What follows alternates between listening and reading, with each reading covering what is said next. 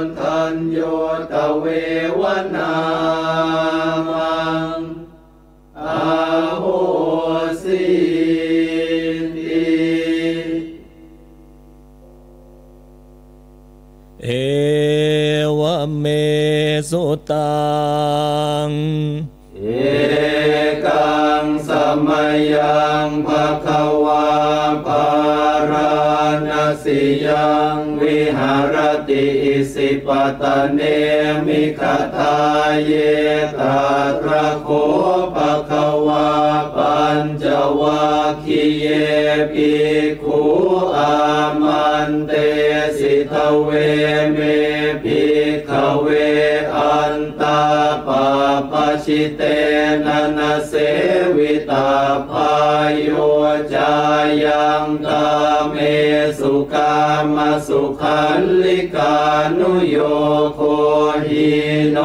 คัมโมโปตุชนิโกอนาริโยอนาถสันหิโตโยจายังอัตตกิลมัฏฐานุโยโคทุกโขอนาริโยอนาถสันหิโตเอเตเตภิกขเวอุโปอันเตอนุปคัมมมาชิมาปฏิปทาตถาคเต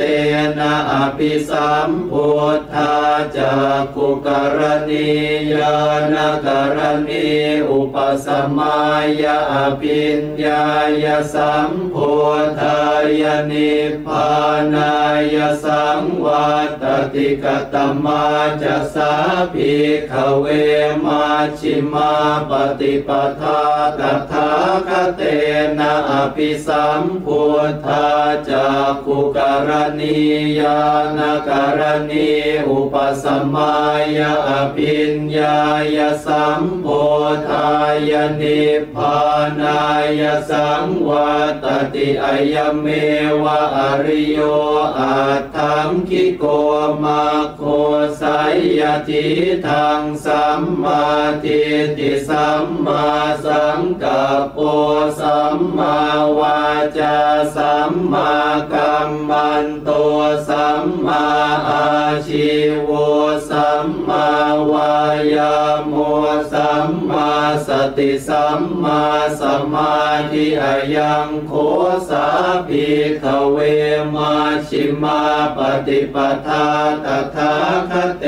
นะอภิสัมพุทธาจักขุกรณียานกรณีอุปสมัยอภิญญายสัมพุทธายนิพพานายสังวัตติอิทังโคปนภิกขเวทุกขังอริยสัจจังชาติปิทุกขาชราปิทุกขามรณะปิทุกขังโสกปริเทวทุกขโท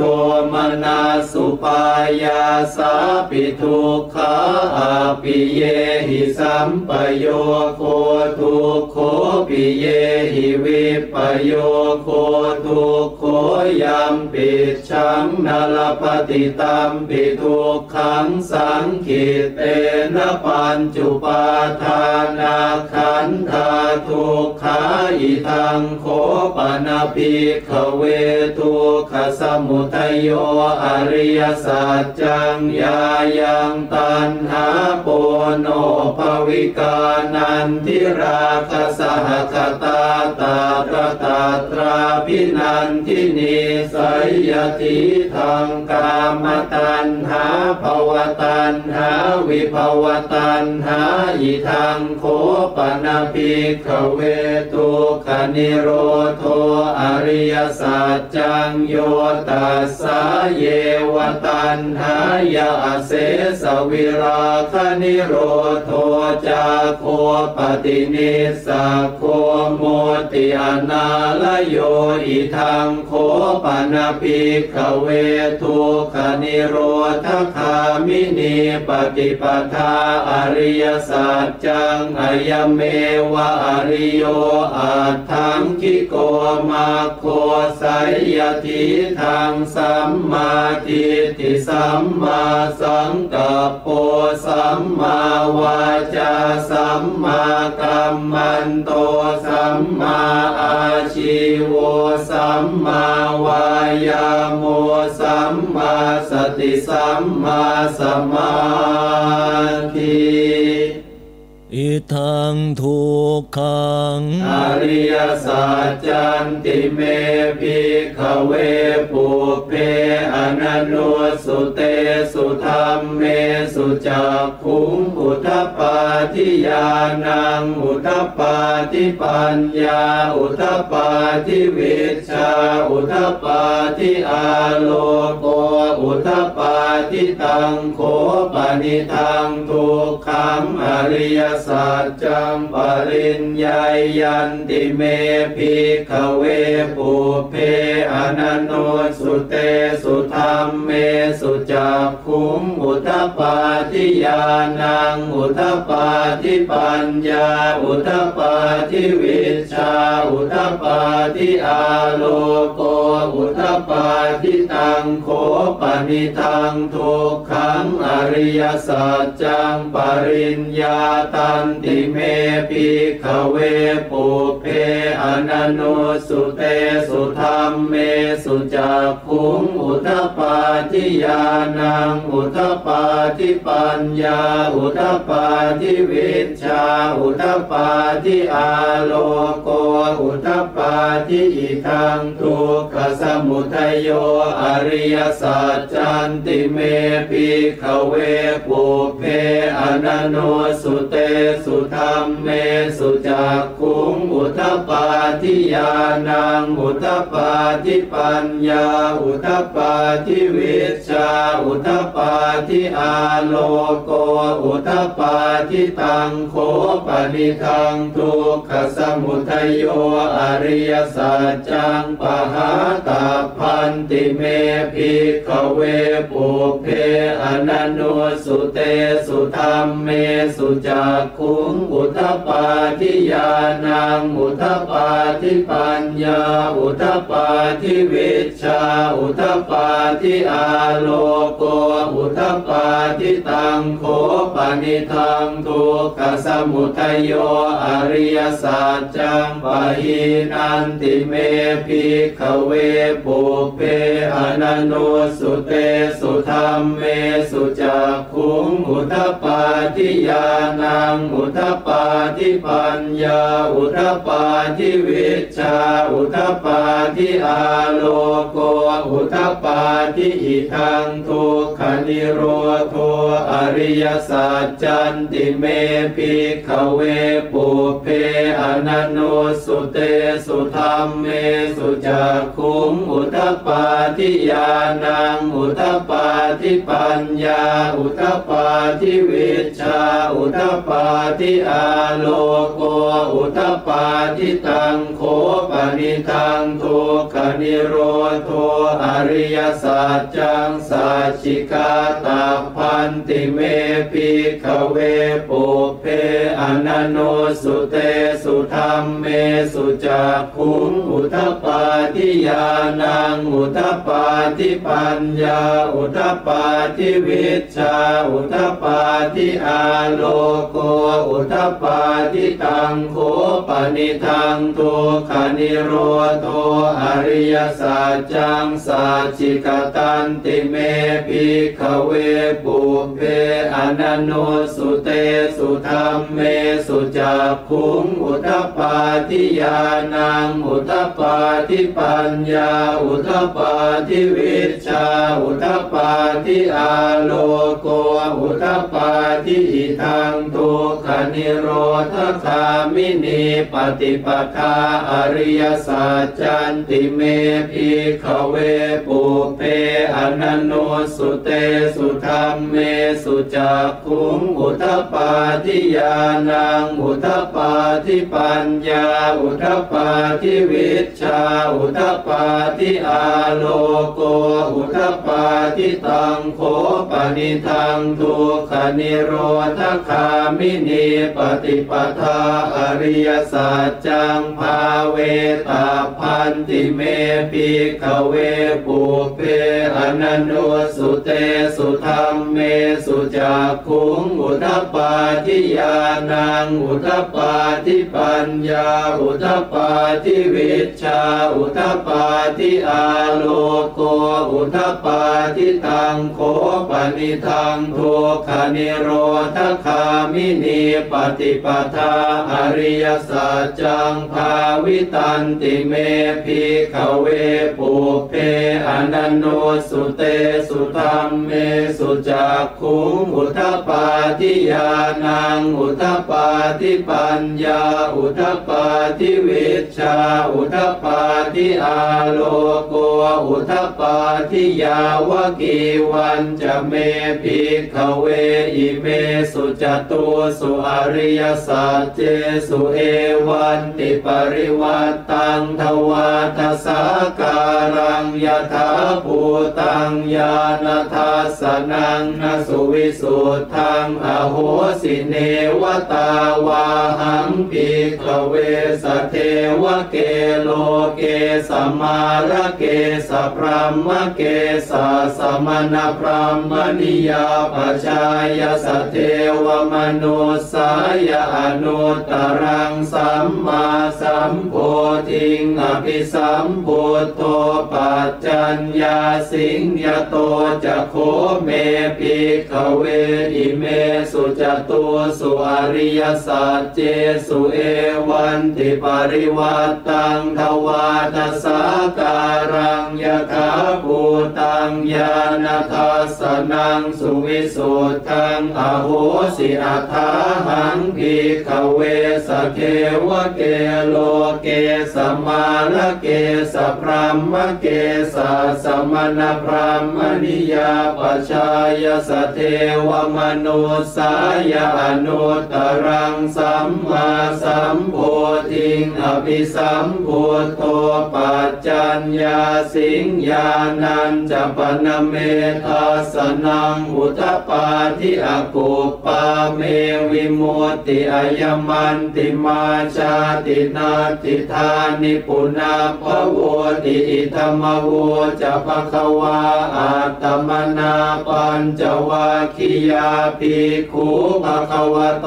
ภาสิตังอภินันทุงอิมาสมิงจะปนวัยยากรณาสมิงพันยมาเน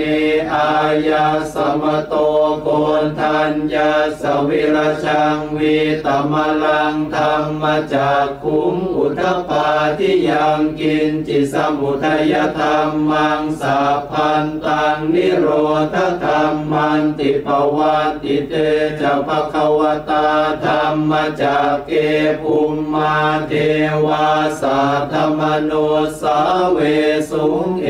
ตัมภควตาภาลานาสิยังอิสิปตเนมิคทาเย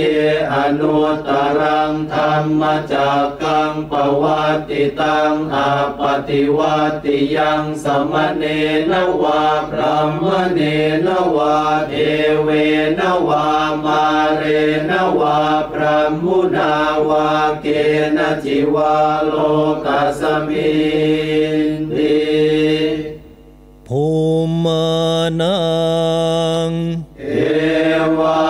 นังสัทธังสุตวาจาตุมหาราชิกาเท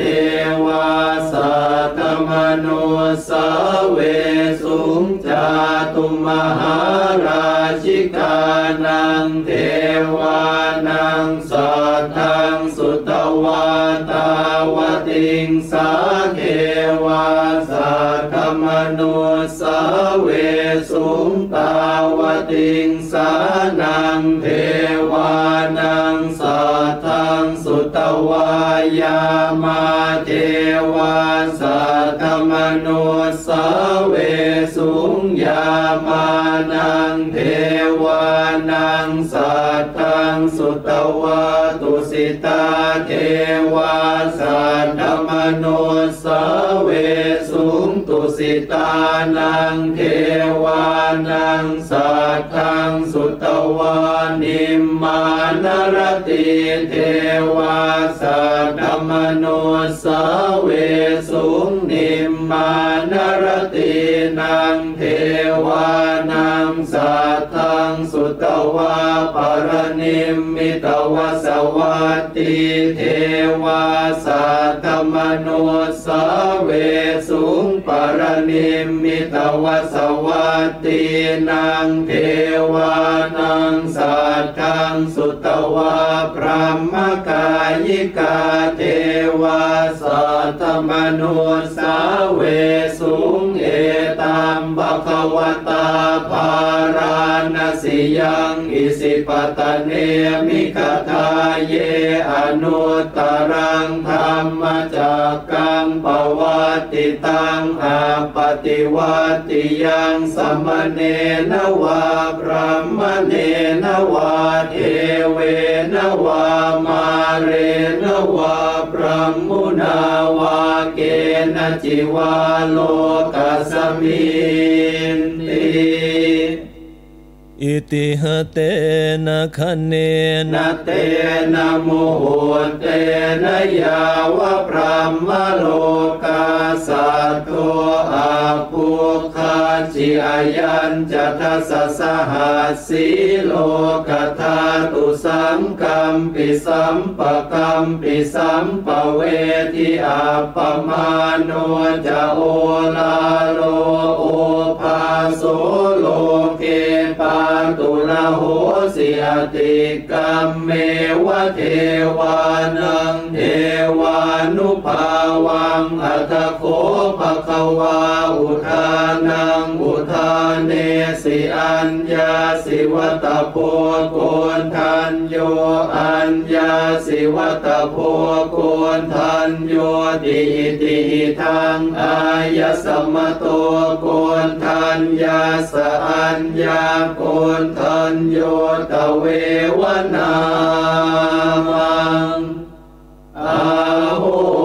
สิติเอวเมสุตังเอกังสมัยยังภควาภาราณสิยังวิหารติอิสิปตเนมิคทาเยตาตระโคภควาปัญจวัคคีเยภิกขุอามันเตสิทเวเมภิกขเวอันตาปาปชิเตนะนะเสวิตาภายโยจายังกาเมสุกามสุขันลิกานุโยโคหิโนคัมโมโปตุชนิโกอนาริโย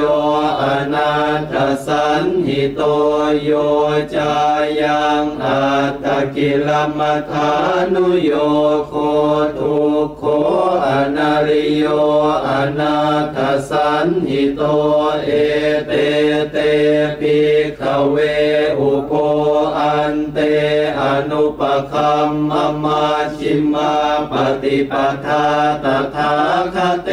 นะอภิสัมพุทธาจักขุกรณียานกรณีอุปสมายะอภิญญายะสัมพุทธายะนิพพานายะสังวัตติกตมาจะสาภิกขเวมาชิมาปฏิปทาตถาคเตนะอภิสัมพุทธาจักขุกรณียานกรณีอุปสมายะอภิญญายะสัมพุทธายะนิพพานายะสังวัตติอายเมวะอริโยอัตถ สังคิโกมาโคไสยทิทังสัมมาทิฏฐิสัมมาสังกัปโปสัมมาวาจาสัมมากัมมันโตสัมมาอาชีโวสัมมาวายาโมสัมมาสติสัมมาสมาธิอายังโคสาภิกขเวมาชิมาปฏิปทาตถาคเต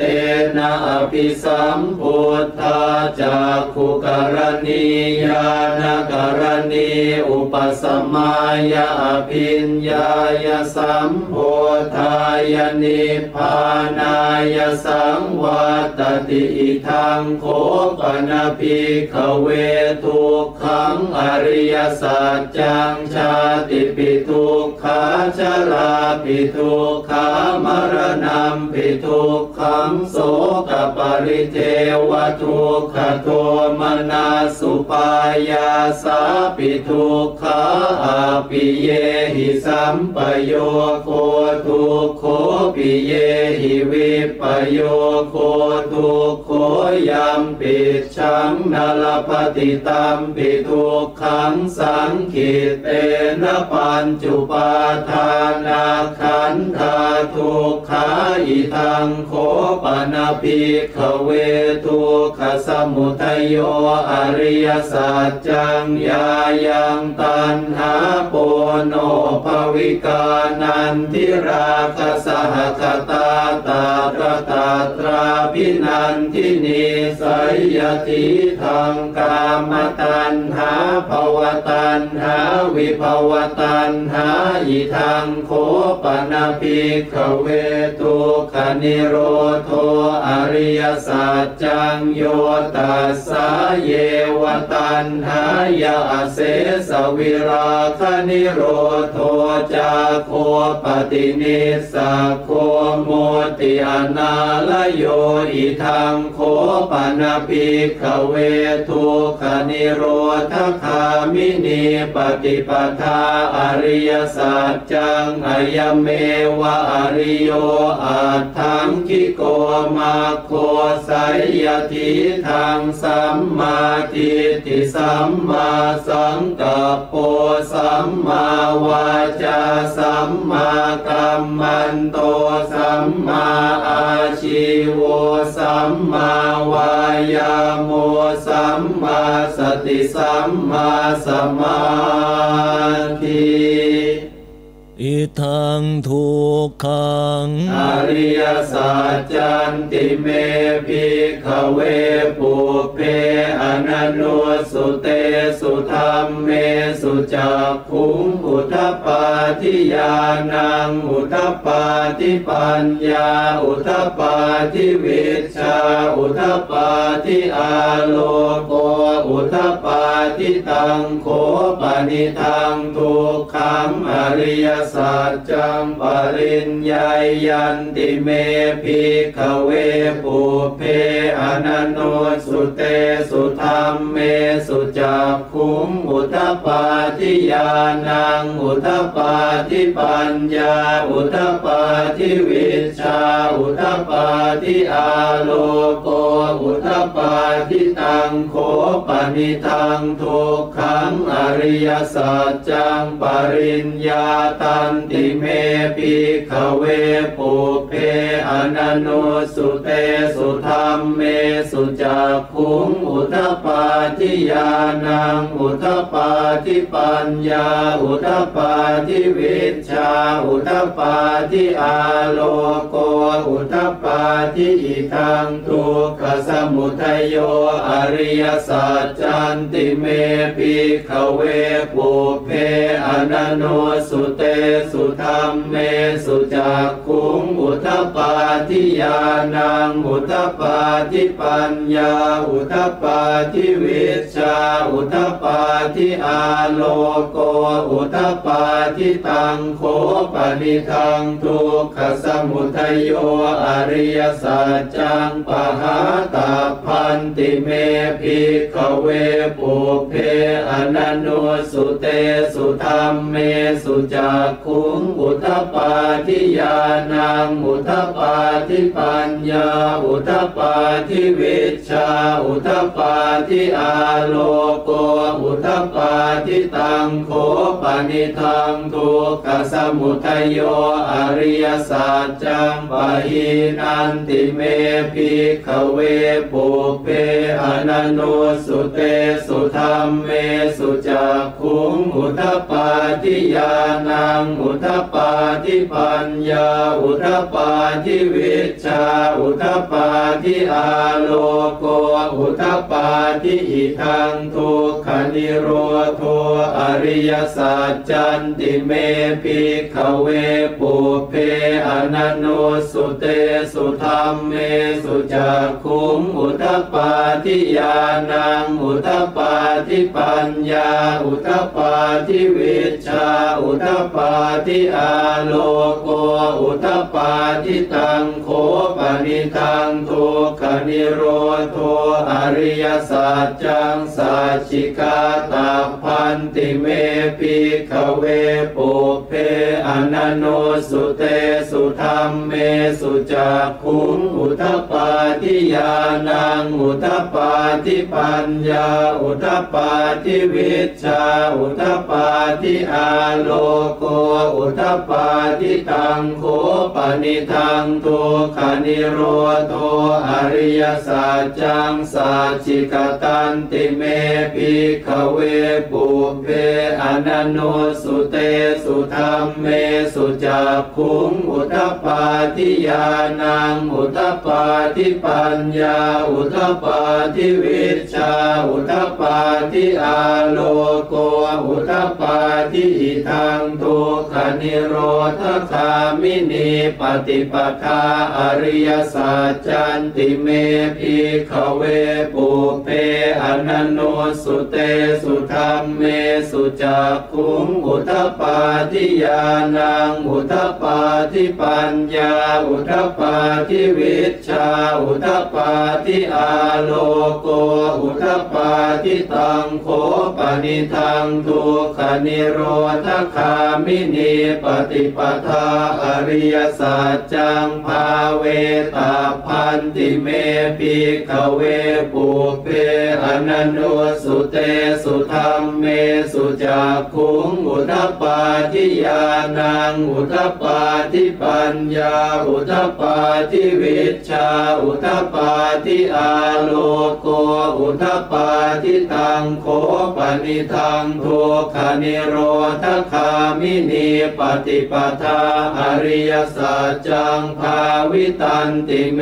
ภิกขเวปุเพ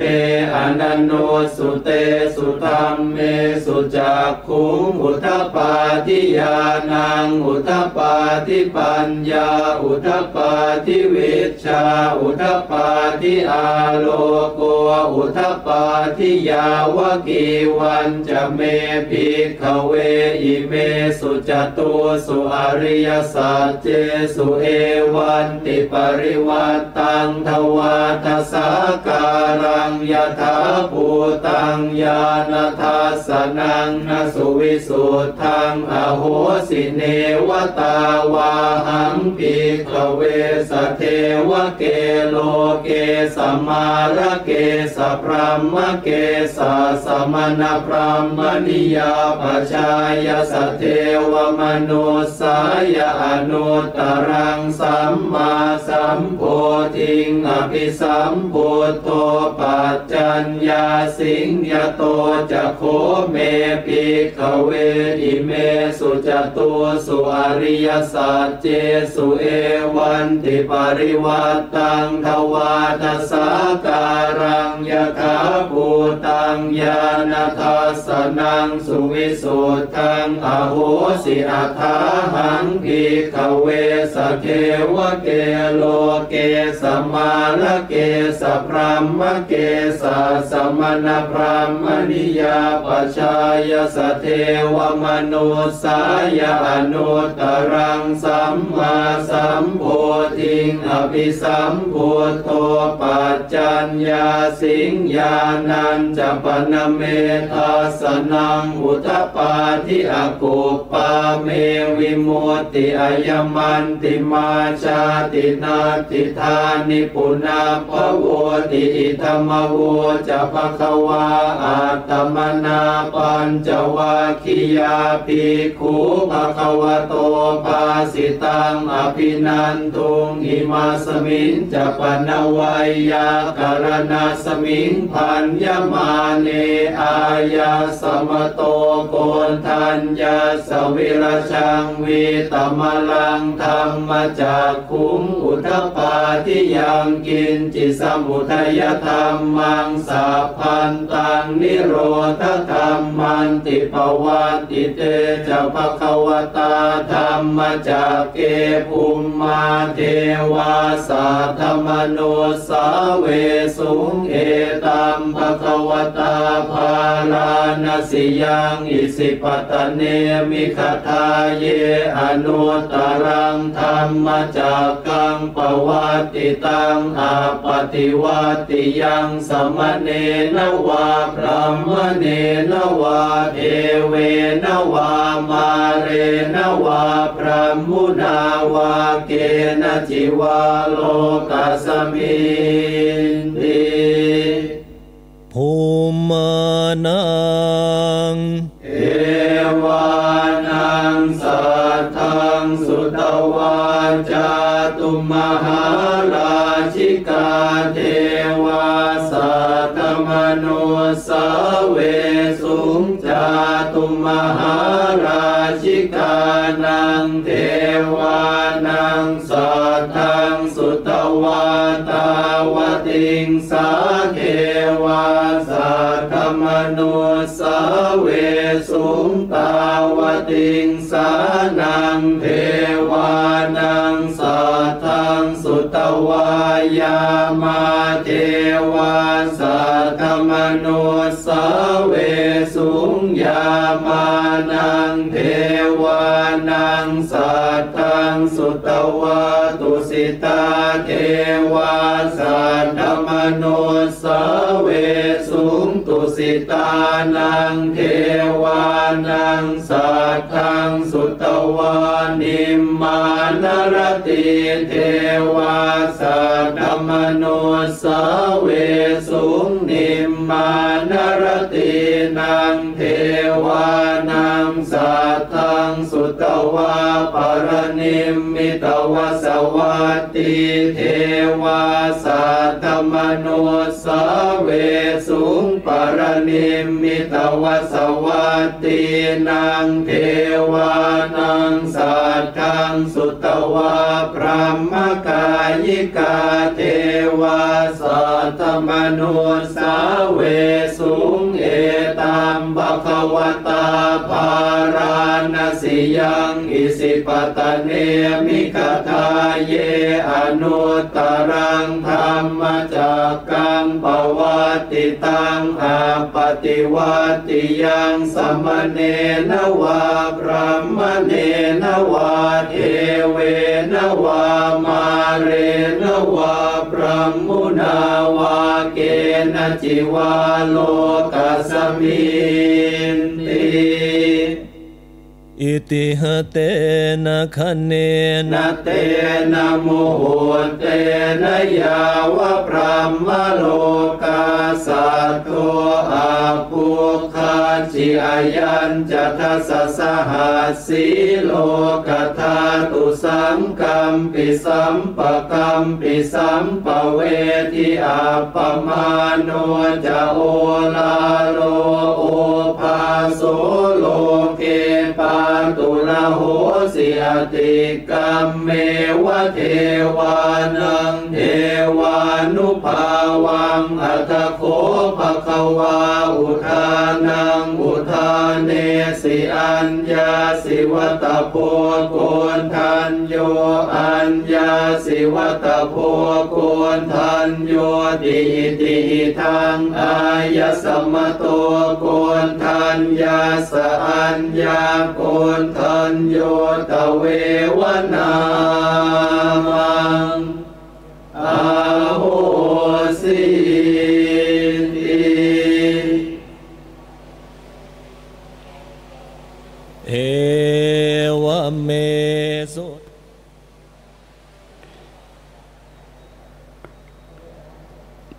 เรียนเชิญทุกท่าน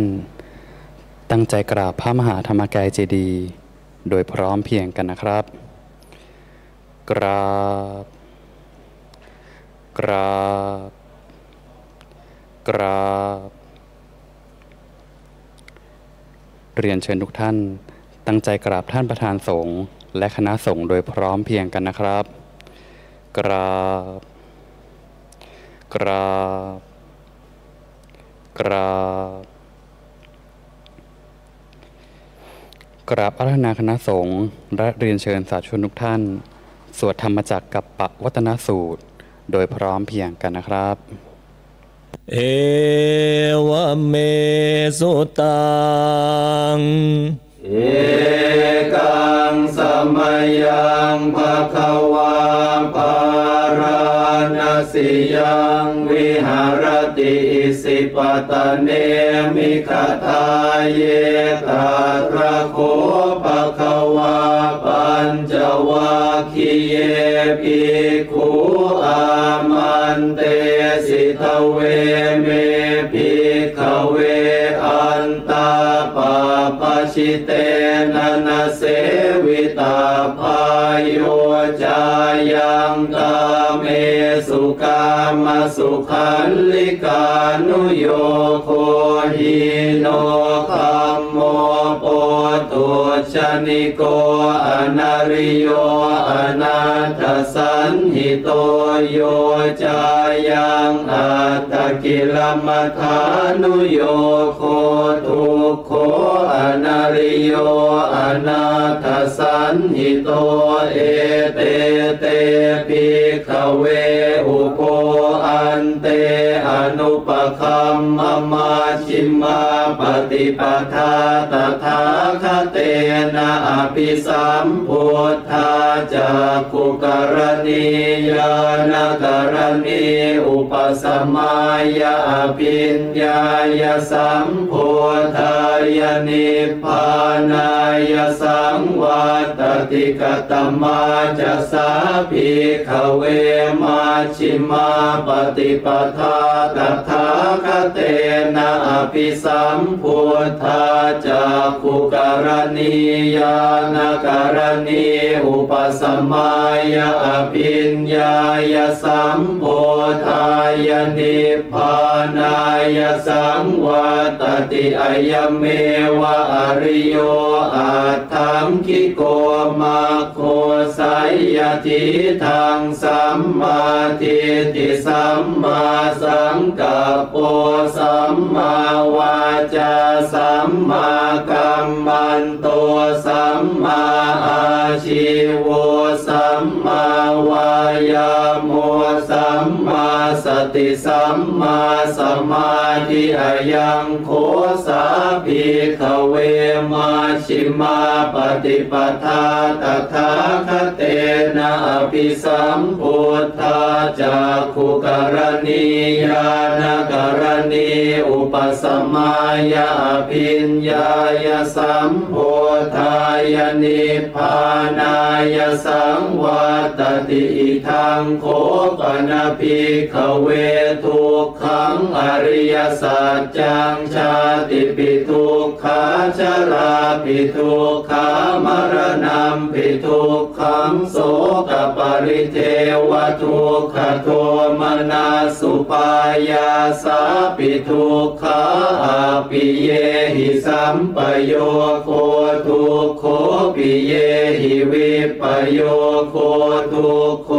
ยัมปิชังนาลปฏิตัมปิทุกขังสังขิเต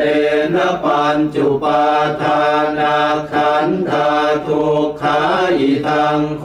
ปนะภิกขเวทุกขสมุทัยโยอริยสัจจังยายังตัณหาโปโนภวิกานันทิราคสหคตาตาตราตราภิ นันทินีสัยยติทางกามตัณหาภวตัณหาวิภวตัณหาอิทังโคปนะภิกขเวทุกขนิโรโธอริยสัจจังโยตัสสะเยวตัณหายาเสสวิราคนิโรโธจาโคปฏินิสสะโคโมติอนาลโยอิทังโคปนะภิกขเวทุกขนิโรธคามินีปฏิปทาอริยสัจจังอายเมวะอริโยอัตถังคิโกมาโคสัยยติทางสัมมาทิฏฐิสัมมาสังกัปโปสัมมาวาจาสัมมากัมมันโตสัมมาอาชีโวสัมมาวายาโมสัมมาสติสัมมาสมาธิอิทังทุกขังอริยสัจจันติเมภิกขเวปุเพอนันโนสุเตสุธัมเมสุจักขุงอุทธปาทิญาณังอุทธปาทิปัญญาอุทธปาทิวิชชาอุทธปาทิอาโลโกอุทธปาทิตังโขปนิทังทุกขังอริยสัจจังปริญญายันติเมภิกขเวปุเพอนันโนสุเตสุธัมเม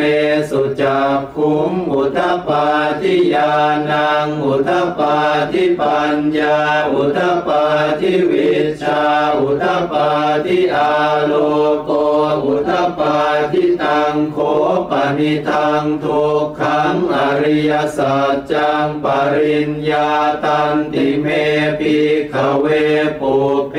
อนันโนสุเตสุธัมเมสุจักขุงอุทธปาทิญาณังอุทธปาทิปัญญาอุทธปาทิวิชชาอุทธปาทิอาโลโกอุทธปาทิอิทังทุกขสมุทัยโยอริยสัจจันติเมภิกขเว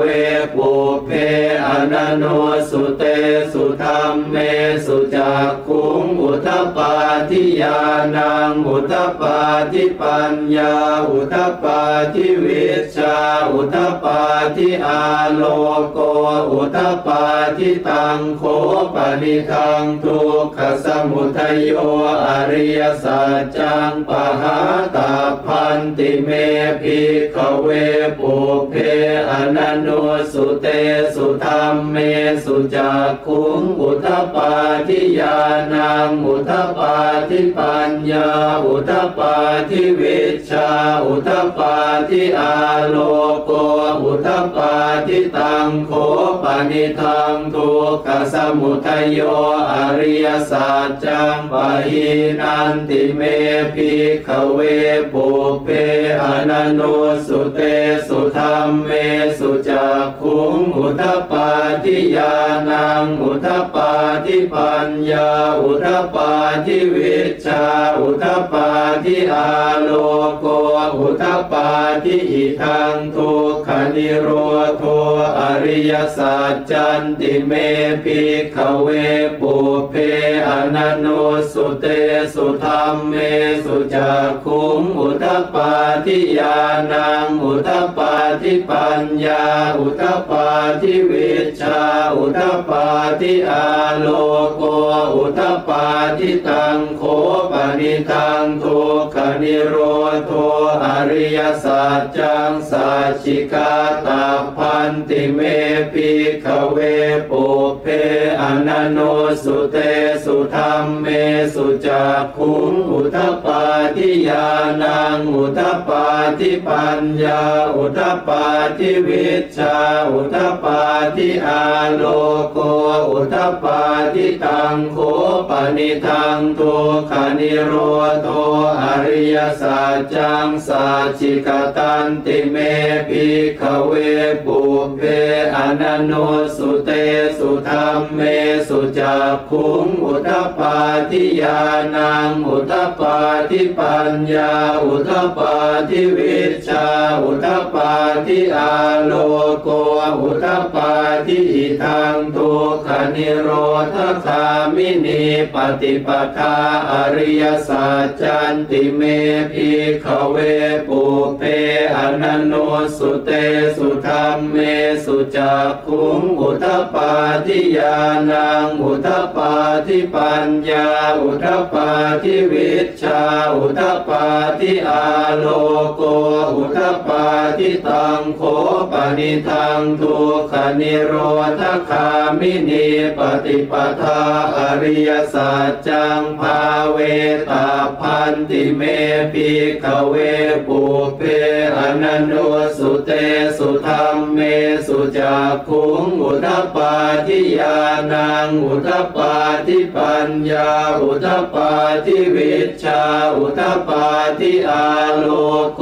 อุทธัปปาทิตังโคปนิทังทุกขนิโรธคามินีปฏิปทาอริยสัจจังภาวิตันติเมภิกขเวปุเพ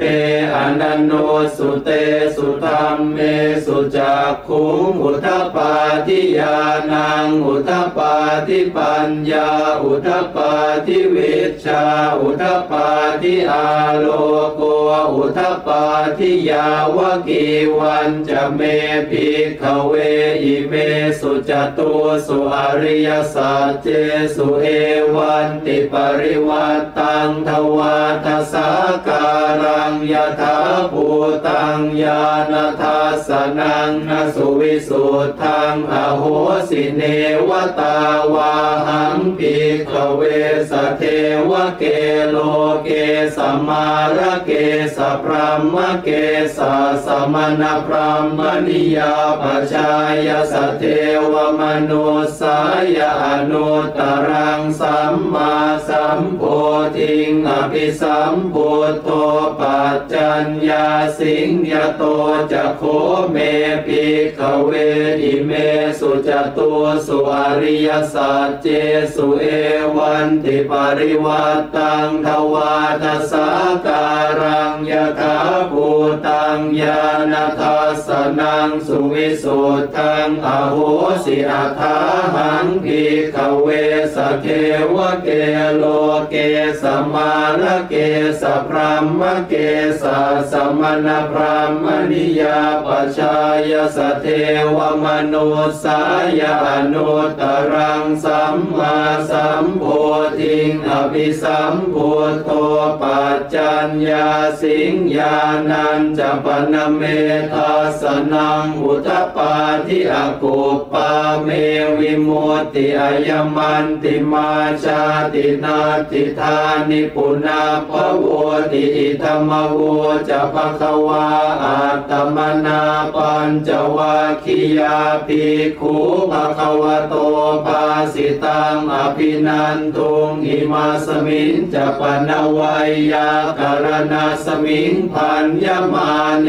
อายาสมโตโกนทัญญาสวิรชังวิตมลังธรรมจากขุงอุทธัปปาทิยังกินจิสมุทัยธรรมังสัพพันตังนิโรธธรรมันติภวัตติเตจะภควตาธรรมจากเกภูมิมาเทวาสาธรรมโนสาเวสุงเอตัมภควตาภาราณสิยังอิสิปตเนมิคทาเยอนุตตรังธรรมจากกังปวัตติตังอาปฏิวัตติยังสมเนนวาพรหมเนนวาเทเวนวามาเรนวาพรหมุนาวาเกณจิวาโลกัสมินติภูมานังเอวานัง สุตวาจาตุมหาราชิกาเทวาสัตตมโนสาเวสุงจาตุมหาราชิกานังเท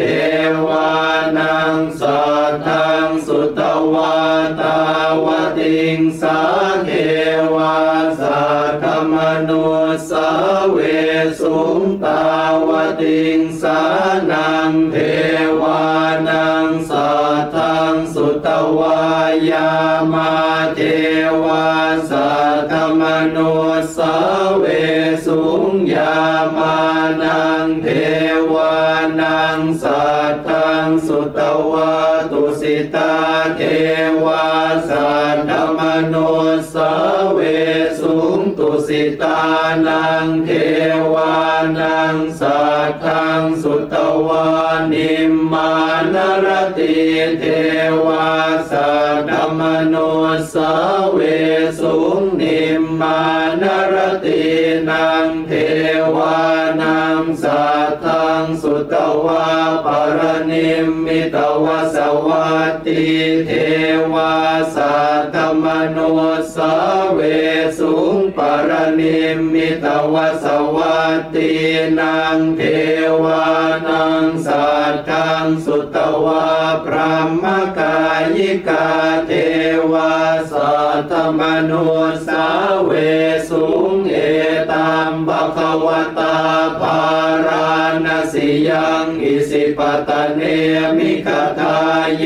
อนุตตรังธรรมจักกังปวัตติตังอาปฏิวัติยังสมเนนวาพรหมเนนวาเทเวนวามาเรนวาพรหมุนาวาเกณจิวาโลกัสมิ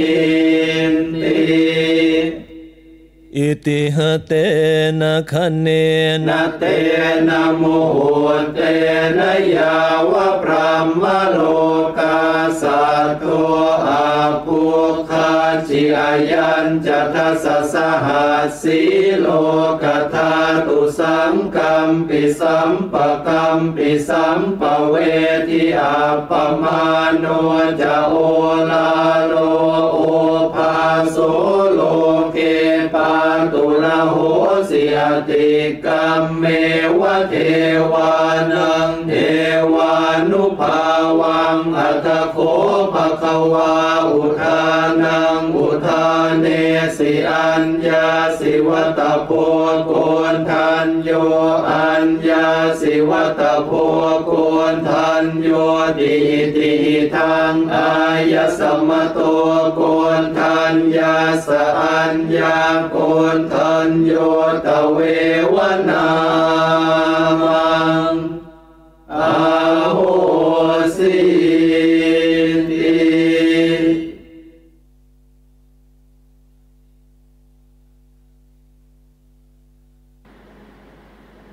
ตั้งใจนั่งหลับตาเจริญสมาธิภาวนากันนะจ๊ะหลับตาเบาๆพอสบายหลับตาเบาๆพอสบายผ่อนคลายทุกส่วนของร่างกายของเรานะจ๊ะทั้งเนื้อทั้งตัวให้รู้สึกสบายปรับท่านั่งให้ถูกส่วนขยับเนื้อขยับตัวของเราให้ดีนะจ๊ะจะได้ไม่ปวดไม่เมื่อยแล้วก็ทำใจของเรานะให้เบิกบานให้แช่มชื่นให้สะอาดบริสุทธิ์ผ่องใสไร้กังวลในทุกสิ่งนะจ๊ะไม่ว่าจะเป็นเรื่องอะไรก็ตามให้ปลดให้ปล่อยให้วางให้คลายความผูกพันจากทุกๆสิ่ง แล้วก็รวมใจกลับเข้าไปสู่ภายในไปหยุดนิ่งๆนุ่มๆที่ศูนย์กลางกายฐานที่7นะจ๊ะอย่างเบาๆสบายๆแต่ใจไปตรงกลางฐานที่7อย่างเบาๆสบายๆต้องเบาๆต้องผ่อนคลายต้องสบายแล้วก็ตรึกนึกถึงดวงใสเอาใจอยู่ในกลางดวงใสๆอย่างเบาๆสบายๆค่อยๆนึกธรรมดานะเหมือนนึกถึงภาพที่เราคุ้นเคยเช่นภาพดวงอาทิตย์ดวงจันทร์ดวงดาวดอกบัวดอกกุหลาบอะไรต่างๆเหล่านั้นเป็นต้นนึกธรรมดาง่ายๆสบายๆเป็นดวงใสๆหรือองค์พระแก้วใสๆอย่างใดอย่างหนึ่งนะจ๊ะที่เราคุ้นเคยที่เราชอบและง่ายสำหรับการนึกให้เริ่มต้นในสิ่งที่ง่ายๆก่อนชัดเจนแค่ไหนก็เอาแค่นั้นไปก่อนแม้จะนึกได้อย่างลัวๆลางๆชัดน้อยก็ลืมตาเห็นก็ไม่เป็นไรเพราะสิ่งที่เรานึกนี้แค่เป็นบริกรรมนิมิตที่ยึดที่เกาะของใจเราเพื่อใจเราหยุดนิ่งอยู่ที่ศูนย์กลางกายฐานที่7นะจ๊ะสำหรับผู้มาใหม่ก็ต้องค่อยๆนึกไปอย่างง่ายๆสบายๆแล้วก็ใจเย็นๆอย่าไปเน้นภาพอย่าไปเค้นภาพมีให้ดูแค่ไหนหรือนึกได้แค่ไหนก็เอาแค่นั้นไปก่อนพร้อมกับประคองใจให้หยุดนิ่งโดยบริกรรมภาวนาในใจเบาๆว่าสัมมาอรหังสัมมาอรหังสัมมาอรหังโดยเสียงของคำภาวนาดังออกมาจากในกลางท้องของเรานะจ๊ะเหมือนเป็นเสียงที่มาจากแหล่งแห่งความบริสุทธิ์แหล่งแห่งอานุภาพอันไม่มีประมาณผ่านกลางกายของเรามากลั่นจิตกลั่นใจของเรานะให้ใสๆให้บริสุทธิ์จากสัพพกิเลสทั้งหลายเนี่ยให้จังหวะของคำภาวนาเนี่ยไม่เร็วเกินไปไม่ช้าเกินไปเอาพอดีให้เหมาะกับจริตอัธยาศัยของตัวเราแต่ทุกครั้งที่ภาวนาสัมมาอรหัง เราจะต้องไม่ลืมตรึกนึกถึงดวงใสเอาใจอยู่ในกลางดวงใส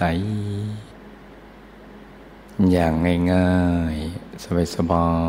ยๆใจเย็นๆ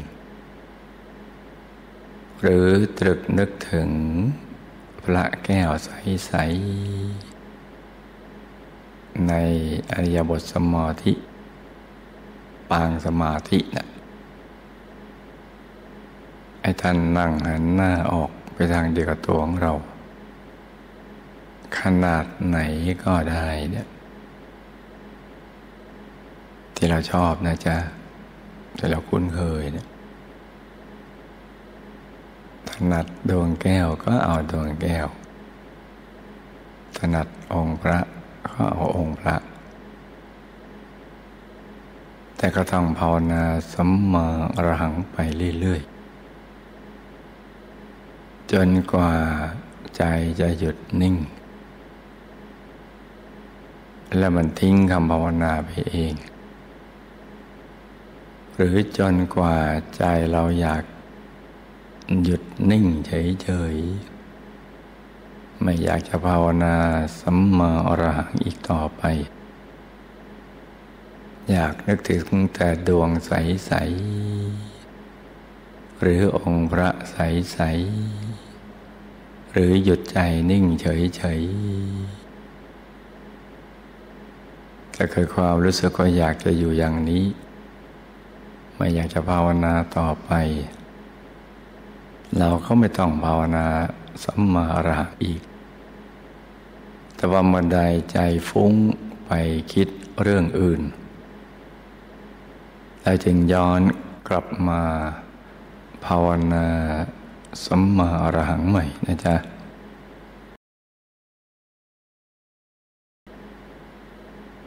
หรือใครคุ้นเคยอยากจะอยู่นิ่งๆไม่นึกไม่คิดอะไรทั้งสิ้นไม่อยากจะภาวนาด้วยก็ให้นิ่งเฉยๆคือนิ่งๆนุ่มๆเบาๆสบายๆให้ใจใสๆใจเย็นๆนะจ๊ะที่กล่าวมาทั้งหมดมีวัตถุประสงค์เพื่อให้ผู้ที่มาใหม่ฝึกใจให้หยุดนิ่งให้ใจหยุดนิ่งอยู่ที่ศูนย์กลางกายฐานที่7ซึ่งอยู่ในกลางท้องของเราในระดับที่เหนือจากสะดือขึ้นมา2 นิ้วมือนะจ๊ะต้องการให้นำใจไปหยุดนิ่งอยู่ที่ตรงนี้เนี่ยเพราะว่าศูนย์กลางกายฐานที่7นี้เนี่ยเป็นตำแหน่งสำคัญเป็นจุดเริ่มต้นของทางสายกลางภายในเป็นต้นทางของเส้นทางแห่งพระอริยเจ้าที่พระอริยเจ้าท่านหยุดใจนิ่งแล้วก็เคลื่อนเข้าไปสู่ภายในกลางกายของท่านในตำแหน่งนี้การบรรลุมรรคผลนิพพานของพระสัมมาสัมพุทธเจ้าท่านก็เริ่มอยู่ที่ตรงนี้เนี่ยหลังจากที่ท่านทิ้งทุกอย่างปล่อยวางทุกสิ่งนิ่งอย่างเดียวตั้งสัตยาธิษฐานว่าเนื้อเลือดจะแห้งเหือดหายไปเหลือแต่กระดูกหนังช่างมันถ้าหากว่าดับทุกข์ไม่ได้ก็ยอมตายนิ่งอย่างเดียวทุกพระองค์ก็เหมือนกันหมดทำอย่างนี้แม้แต่พระเดชคุณหลวงปู่ของเราพระผู้ปราบมารท่านก็นิ่งอย่างเดียวอย่างนี้เนี่ย ไม่ได้ตายเถอะนิ่งอย่างเดียวที่ศูนย์กลางกายฐานที่7พอถูกส่วนใจก็จะหลุดจากกายหยาบจากอารมณ์หยาบมันจะเคลื่อนเข้าไปสู่ภายในตกศูนย์เข้าไปเหมือนหล่นจากที่สูงแล้วก็จะมีดวงธรรมลอยขึ้นมา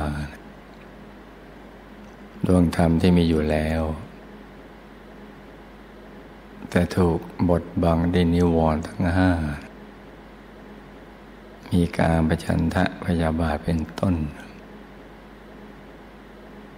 ทำให้เราหลับตาแล้วมันมืดใจมันฟุ้งกระจายไปในที่ต่างๆแต่พอหยุดนิ่งได้เมื่อไม่ยึดมั่นถือมั่นในสิ่งใดเนี่ยก็ตกศูนย์ก็ไปสู่ภายในแล้วก็จะมีดวงธรรมลอยขึ้นมาเป็นดวงใสๆอย่างเล็กก็ขนาดดวงดาวในอากาศอย่างกลางก็ขนาดพระจันทร์ในคืนวันเพ็ญอย่างใหญ่ก็ขนาดพระอาทิตย์ยามเที่ยงวันหรือใหญ่กว่านี้นะจ๊ะแล้วแต่กำลังบารมีของแต่ละท่านที่ไม่เท่ากันแต่จะเป็นดวงใสๆลอยขึ้นมาหยุดนิ่งอยู่ที่ฐานที่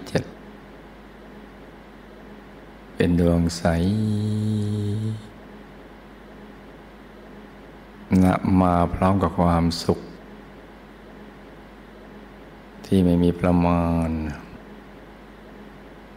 เป็นความสุขที่แท้จริงมาพร้อมกับความบริสุทธิ์ของใจดวงธรรมนั้นจะใสอย่างน้อยเหมือนน้ำใสๆแล้วเหมือนกระจกใสๆหรือเหมือนเพชรใสๆหรือใสเกินความใสใดๆในโลกแล้วก็จะสว่างเหมือนดวงอาทิตย์ยามเที่ยงวันแต่ว่าไม่จ้าตาไม่แสบตาใสเย็นเหมือนแสงจันทร์ในคืนวันเพ็ญนิ่งอยู่ที่ศูนย์กลางกายฐานที่7ตรงนี้เนี่ยนี่คือดวงปฐมมรรคหรือดวงธรรมานุปัสสนาสติปัฏฐานเป็นปากประตูไปสู่อายตนะนิพพานเป็นจุดเริ่มต้นที่จะไปสู่อายตนะนิพพานที่พระสัมมาสัมพุทธเจ้าทุกพระองค์พระอรหันต์ทั้งหลายท่านได้อย่างนี้แล้วท่านก็หยุดนิ่งอย่างเดียวเรื่อยไปเลยหยุดนิ่งในนิ่งไว้อย่างสบายไปในกลางดวงใสๆยิ่งหยุดยิ่งนิ่งก็ยิ่งดิ่งไม่หยุดยั้งดวงธรรมก็จะขยายกว้างออกไปจุดกลางดวงธรรมก็จะขยายเป็นดวงใสๆที่บริสุทธิ์กว่าสว่างกว่าละเอียดประณีตกว่าเพิ่มกันไปอย่างเงี้ยเพิ่มกันไปเรื่อยๆท่านนิ่งอย่างเดียวตั้งแต่เบื้องต้นจนกระทั่ง เป็นพระอรหันต์เพราะฉะนั้นเราก็จะต้องเดินตามรอยท่านท่านทำอย่างไรเราก็ทำอย่างนั้นท่านเป็นอย่างไรเราก็จะได้เป็นอย่างนั้นคือดับทุกข์ได้พ้นจากความทุกข์ได้นิ่งอย่างนี้เรื่อยไปกระทั่งเข้าไปถึงกายธรรมที่อยู่ภายในซึ่งเป็นตัวพระรัตนตรัยเป็นที่พึ่งที่ระลึกที่แท้จริงของตัวเรานั่นแหละเป็นพระแก้วใสๆสวยงามมากเกศดอกบัวตูมจะใสจะสว่างอยู่ในกลางกายของเรานั่นแหละนั่นแหละคือที่พึ่งที่ระลึกของเราเราไปถึงตรงนั้นแล้วดับทุกข์ได้ทำให้เรารู้สึกอบอุ่นปลอดภัยมีความสุขเป็นสิ่งเดียวเท่านั้นที่ควรระลึกนึกถึงเพราะนึกแล้วมีความสุขมีปีติสุขหล่อเลี้ยงใจมีความบริสุทธิ์และก็มีความรู้แจ้งในเรื่องราวความเป็นจริงของชีวิตได้ความรู้แจ้งที่เกิดจากการเห็นแจ้งเพราะว่าท่านมีธรรมจักขุรู้แจ้งว่าท่านมีญาณทัศนะจักขุญาณปัญญาวิชาแสงสว่างรวมประชุมอยู่ในกลางองค์พระธรรมกายนั่นแหละนี่คือสรณะที่พึ่งที่ระลึกที่แท้จริงของเราสิ่งอื่นไม่ใช่สิ่งอื่นไม่ใช่ที่พึ่งที่ระลึกเพราะฉะนั้นช่วงนี้เรายังแข็งแรงอยู่ยังพอมีเรี่ยวมีแรงก็ควรจะแสวงหาที่พึ่งภายในให้ได้โดยเฉพาะบวชเป็นพระแล้วต้องเป็นพระแท้เป็นพระดีพระดีต้องมีธรรมะต้องมีพระภายในให้เห็นชัดใสแจ่มอยู่ตลอดเวลาเลยอย่างนี้ถึงจะเรียกว่าเป็นพระแท้แม้ยังไม่ได้เป็นพระอริยเจ้าก็ตาม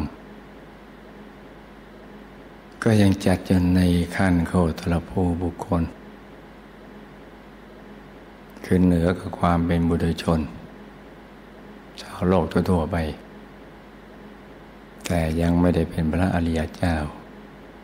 อยู่ระหว่างครึ่งทางแต่ก็ได้ชื่อว่าเป็นพระแท้เป็นเนื้อนาบุญบวชเป็นพระก็ต้องมีธรรมะภายในอย่างนี้จึงจะคุ้มกับการมาบวชส่วนลูกๆคนนำบุญก็ได้ชื่อว่าเป็นอุบาสกอุบาสิกาผู้นั่งใกล้พระรัตนตรัยหรือเข้าใกล้ในระดับที่เห็นอยู่ภายในแม้ภายนอกไม่ได้บวชเป็นพระแต่ภายในเราก็บวชใจได้เข้าถึงพระภายในจะได้ปิดอบายเปิดประตูสวรรค์มีสุขในปัจจุบันแล้วก็ดับทุกข์ได้เพราะฉะนั้นเวลาที่เหลืออยู่นี่ก็ให้กลั่นจิตกลั่นใจให้ใสๆด้วยการทำใจหยุดใจนิ่งดังกล่าวนะจ๊ะต่างคนต่างนั่งกันไปเงียบๆนะจ๊ะ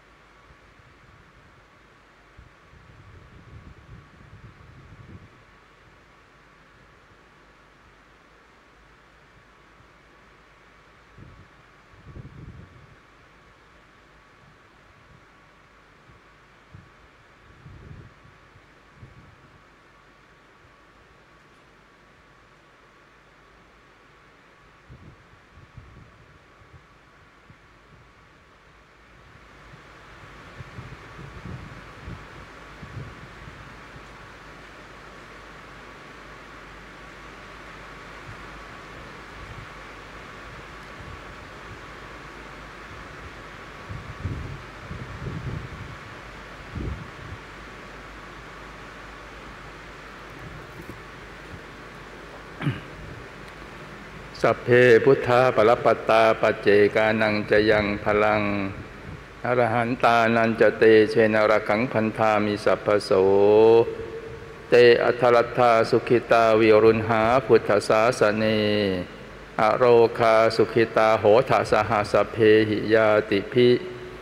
สัพพพุทธานุภาเวนะสัพพธัมมานุภาเวนะสัพพสังฆานุภาเวนะสัทธาโสถีภะวันตุเตสาธุตั้งใจกล่าวคำอธิษฐานจิตและแผ่เมตตากันนะอันธรรมยังพุทธัสสะภะคะวะโตปุพพภาคณามการังกโรมะเสนะโมตัสสะภะคะวะโตอะระหะโตสัมมาสัมพุทธัสสะนะโมตัสสะภะคะวะโตอะระหะโตสัมมาสัมพุทธัสสะนะโมตัสสะภะคะวะโตอะระหะโตสัมมาสัมพุทธัสสะด้วยบุญกุศลที่ข้าพเจ้าทั้งหลายมาตามระลึกถึงคุณของพระรัตนตรัยนอบน้อมกราบไหว้บูชาด้วยดวงประทีปดอกไม้ของหอมพร้อมขอถึงพระรัตนตรัยว่าเป็นที่พึ่งที่ระลึกอันสูงสุดและสวดมนต์ปฏิบัติธรรมบูชาพระมหาธรรมกายเจดีย์พระมหาเจดีย์พระพุทธเจ้าล้านพระองค์เพื่อสืบสานวัฒนธรรมชาวพุทธสืบทอดอายุพระพุทธศาสนาวิชาธรรมกายขอให้ข้าพเจ้าและประชาชนทุกคนทั่วโลกรอดพ้นและปลอดภัยจากโรคโควิด -19 เป็นผู้มีความบริสุทธิ์หลุดพ้นจากกิเลสอาสวะเอาชนะอุปสรรคทั้งมวล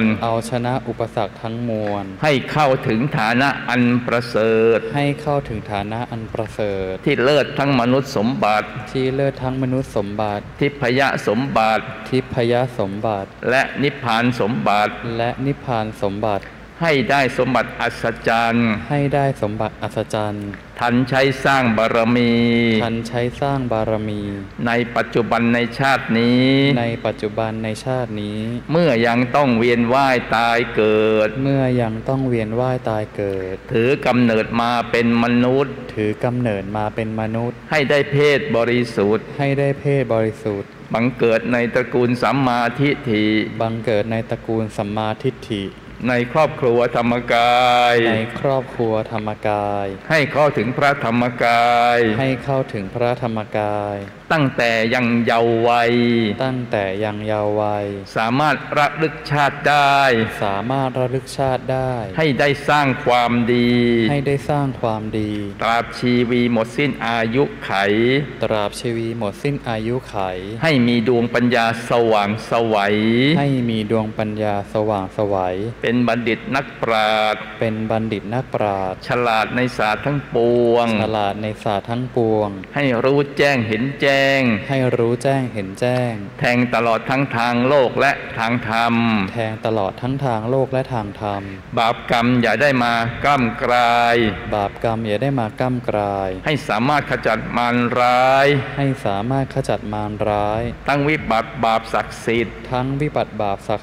วิบากกรรมวิบากมารวิบากกรรมวิบากมารอุปสรรคต่างๆนานาในชีวิตอุปสรรคต่างๆนานาในชีวิตให้มาลายหายสูญให้มาลายหายสูญบุญศักดิ์สิทธิ์เกื้อกูลบุญศักดิ์สิทธิ์เกื้อกูลให้ชีวิตบริบูรณ์ตลอดไป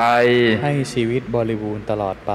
ครั้นละโลกแล้วครั้นละโลกแล้วให้ไปดุสิตบุรีให้ไปดุสิตบุรีในวงบุญพิเศษในวงบุญพิเศษเขตของบรมโพธิสัตว์เขตของบรมโพธิสัตว์ผู้มุ่งไปสู่ที่สุดแห่งธรรมผู้มุ่งไปสู่ที่สุดแห่งธรรมธรรมอันใด